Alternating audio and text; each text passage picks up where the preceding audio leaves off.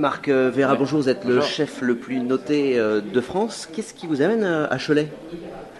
Ce qui m'amène, c'est Lilian qui m'amène à Cholet. Vous connaissez Lilian? Du passé simple? Ah ouais, c'est un garçon exceptionnel qui a été un de mes collaborateurs d'ailleurs. Donc c'est pour ça que je suis ici, et puis naturellement pour la défense des produits de terroir et entre autres du pigeon.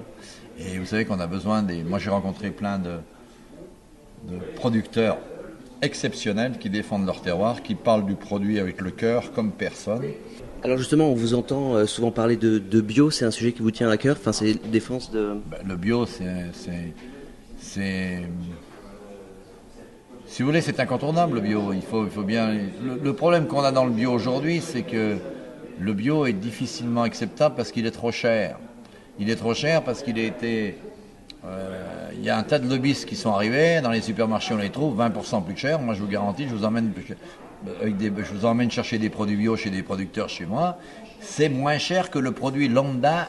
Il y a toute une rééducation en fait à faire. Il y a une rééducation, mais le seul problème c'est que les gens qui font des produits naturels, bio naturels, le problème c'est qu'il faut les fédérer, il faut qu'on trouve une synthèse entre le fait de fédérer et de trouver le système de distribution. Et quand on aura ça, vous allez voir que le bio, ça va exploser. Parce que le bio, il y a des gens qui font effectivement des saloperies parce que c'est du lobbyisme, mais il y a aussi des gens qui font des produits naturels bio. La grande majorité, c'est des gens exceptionnels. Des gens qui ont une histoire, qui ont un vécu, qui ont une sensibilité, qui aiment leur métier par passion. Et voilà. Et moi, j'ai rencontré ça ici, chez vous. Avec le pigeon, j'ai rencontré plein de producteurs. Ils m'ont parlé que de cœur, que de trucs, que de traçabilité, que de bonheur. Que t'avais envie de découvrir ces gens-là. Et tout à la fin, ils m'ont seulement parlé d'argent. Donc, j'ai dit, vous êtes bio? Ils m'ont dit oui, pas bio, produit naturel. Mais ils m'ont dit, pourquoi vous me dites ça? Vous savez bien, non. Je sais que vous êtes bio parce que vous avez parlé de tout sauf d'argent, vous parlez d'argent à la fin. Parce que les produits qui sont en surproduction, on parle d'abord de fric, et puis après on parle du produit. Vous voyez la différence? Alors du coup là vous évoquiez le sujet de la restauration collective, l'éducation justement dès l'enfance, avoir du bio à l'école, ça peut être une des cartes. Attendez, moi je suis en train de m'en occuper à Paris, je viens de signer une convention avec une grosse société qui fait des produits bio auprès des écoles. C'est primordial, mais moi je trouve que les parents ne sont pas assez attachés à ce système éducatif.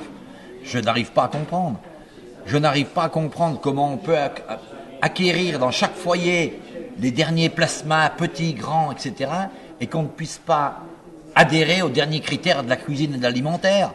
D'un côté, on est complètement innovant, on est dans le monde moderne, puis d'un autre côté, on est passéiste sur la cuisine. Mais la cuisine, ça doit être l'innovation de la cuisine, c'est le produit naturel, c'est de retrouver ce ferment de produit naturel qu'on connaissait il y a 25 ans, mais de l'amener dans une position moderne. Avec des gens modernes, voilà, c'est ça. Et alors justement, qu'est-ce que vous avez envie de dire aux jeunes qui se lancent dans les métiers de bouche, dans une carrière... Dans les métiers de bouche, ils font le plus beau métier du monde. C'est un métier de passion, c'est un métier d'échange, de convivialité, de partage. C'est un métier merveilleux, puis c'est un métier où ils ne seront jamais au chômage, parce qu'il y a du travail de partout. Puis en plus, c'est la vitrine de la France, c'est la restauration, c'est tous ces métiers... On dit, j'aime pas les métiers de bouche. Ces métiers alimentaires... exceptionnel, c'est un monde, c'est un paradis ces métiers alimentaires.